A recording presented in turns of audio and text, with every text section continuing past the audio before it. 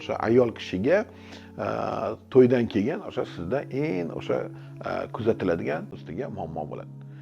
Odam birinchi bo'lib bilib qo'ying, uylanmoqchisiz. Nikoh o'qitmaguncha iloji boricha qo'l bilan tegmasligi yaxshi bo'ladi.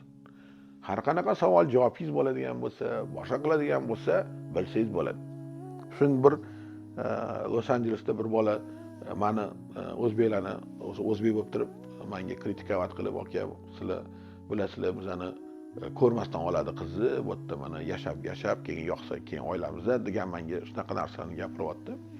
Badanida masalan pesi bo'lsa, yo u yog'i bo'lsa, bu yog'i bo'lsa, men to'xta deb o'sha ancha tushuntirdim. Bu yerda ham yetib ketmoqchiman.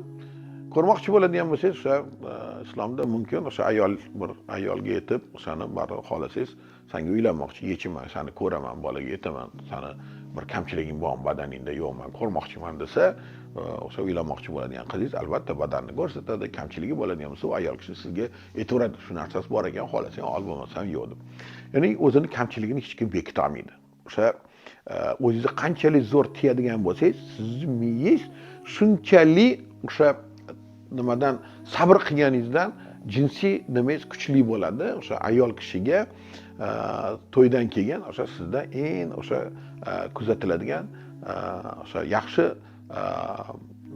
qo'zg'alishlar, moyilliklar hammasi juda maromida bo'ladi, juda yaxshi bo'ladi. Halol yo'li bilan o'sha jinsiy yaqinlik qilgan er-xotin ko'p yillar, butun umr bir-birini yaxshi ko'rib, masalan, o'sha